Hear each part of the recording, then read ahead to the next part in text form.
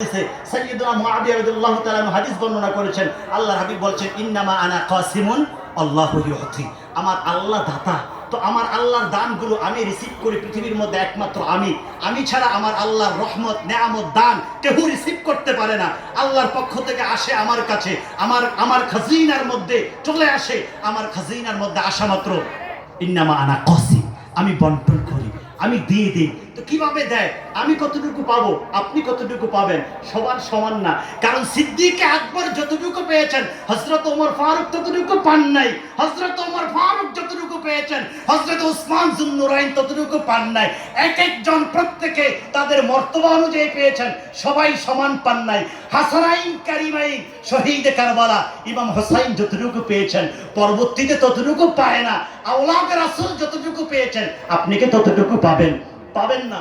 এই জন্য এই হাদিসের ব্যাখ্যা যখন ইমাম মোল্লা আলী কারি রহমতুল্লাহ আলী করলেন, ইমাম মোল্লা আলী কারি রহমতুল্লাহ আলী এই হাদিসের ব্যাখ্যা করতে গিয়ে মিরকাতুল মাফাতি মোল্লা আলী কারি হানাফি 1014 হিজরিতে তিনি ইন্তেকাল করেছেন। হানাফি মাযহাবের মস্ত বড় একজন ইমাম মোল্লা আলী কারি হানাফি রহমতুল্লাহ আলী এই হাদিসের ব্যাখ্যায় মিরকাতুল মাফাতিহের মধ্যে লেখেন, তো আল্লাহর হাবিব বন্টন করবেন কিভাবে? আল্লাহর হাবিব প্রত্যেককে দিয়ে দিবেন যেই রকম তার সাথে নবী মুস্তাফার নিসবত, আল্লাহর সাথে, আল্লাহর হাবিবের সাথে যেই উম্মতের নিসবত বেশি, সম্পর্ক বেশি, সে তার সম্পর্ক অনুযায়ী আল্লাহর হাবিব থেকে বন্টন পেয়ে যাবে। সুবহানাল্লাহ।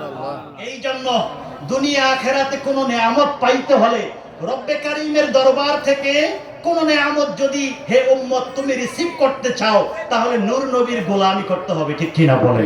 নূর নবীর কদম মোবারকে হাজিরি দিতে হবে। খোদার কসম, নূর নবীর কদম মোবারকে হাজিরা দেওয়া ছাড়া পৃথিবীর কেউ কোনো নেয়ামত পাবে না, ঠিক কিনা বলেন বাবা? আমার আল্লাহ বন্ধ করে দিয়েছেন, কোনো কিচ্ছু পাওয়া যাবে না।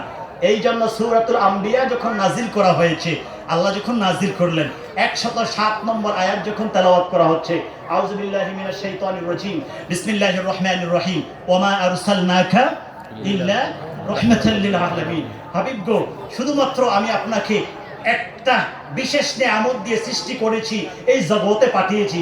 সেটা হচ্ছে এই কুল কায়নাত, যত জগৎ আছে আমার, সব জগতের রব আমি, আর সব জগতের জন্য রহমত হচ্ছেন আপনি। সুবহানাল্লাহ। আমি হচ্ছি রব্বুল আলামিন, কুল কায়নাতের পরিচালক রব, আর আপনি হচ্ছেন সেই আমার যত কন্ট্রোলিং, আমার যত এরিয়া, সব এরিয়ার মধ্যে আমি রব, আর সব এরিয়াকে রহমত হিসেবে পাঠিয়েছে। সুবহানাল্লাহ। এই আয়াতের তাফসীর লিখতে গিয়ে দুনিয়ার সকল মুফাসসিরিন কিরাম, বিশেষ করে এখন থেকে প্রায় 200 বছর আগে যিনি বাগদাদ শরীফে ইরাকে যিনি ইন্তেকাল করেছেন, যিনি শহীদে কারবালা ইমাম হোসাইন আলাইহিস সালামের কলিজার টুকরা ছিলেন, ইমাম হোসাইন আলাইহিস সালামের বংশধর যিনি ছিলেন, হোসাইনি হযরতে সাইয়্যিদি মাহমুদ আলুসি বাগদাদি রহমাতুল্লাহ আলাইহি 30 খণ্ডের এত বড় বড় ভলিউমে তিনি তাফসীর লিখলেন। তাফসীরের নাম দিলেন তাফসীরে রুহুল মাহানি। কি নাম দিলেন তাফসীরের বাবা? রুহুল মাহানি। আজকে তাফসীরুল মাহফিল করা হয় বিভিন্ন জায়গায়, কিন্তু দেখবেন তাফসীরের মাহফিল করে একটা তাফসীরের কিতাবের রেফারেন্স দেয় না। এরকম মাহফিল আছে কি নাই? আছে। বলুন আছে কি নাই? আছে। আমি কি মিথ্যা বলেছি বাবা? না। তাফসীরের মাহফিল তাফসীর হতে হবে। তাফসীরের মাহফিলে তাফসীর ছাড়া অন্য কিছু চলবে না, ঠিক কিনা বলেন? তাফসীরের মাহফিলে তুমি যদি 1 ঘন্টা তাফসীর করো, ন্যূনতম 10টা তাফসীরের কিতাবের রেফারেন্স তোমাকে দিতে হবে, ঠিক কিনা বলেন? তাফসীরের রেফারেন্স ছাড়া তুমি তাফসীর মাহফিল করতে পারো না, অনুমতি তোমার নাই, ঠিক কিনা বলেন? তুমি যেই কথা বলবে মনে রাখবে, এটা তোমার পক্ষ থেকে ডেলিভারি হচ্ছে না, নিজের কথা না, এটা রব্বে কারীমের কোরআনের ব্যাখ্যা হচ্ছে, এটা আমার আল্লাহর কোরআনের ব্যাখ্যা হচ্ছে। তুমি আল্লাহর কোরআনের ব্যাখ্যাকারের চেয়ারের মধ্যে তুমি বসে গেছো, মনে রাখবে এই চেয়ারে, মুফাসসিরের চেয়ারে যখন তুমি বসে গেছো, এই চেয়ারটা দুনিয়ার মধ্যে অনেক দামি চেয়ার হয়ে গেছে। এই চেয়ার যেভাবে অনেক দামি, মনে রাখবে তোমার জিম্মাদারি অনেক বড় হয়ে গেছে। সুতরাং কোরআনের প্রত্যেকটা আয়াতের তাফসীর যখন করবে, সাবধান, তাফসীরের রেফারেন্স ছাড়া, তাফসীর উল্লেখ করা ছাড়া, রেফারেন্স ছাড়া, তাফসীর পড়া ছাড়া তুমি তাফসীর করতে পারো না, ঠিক কিনা বলেন?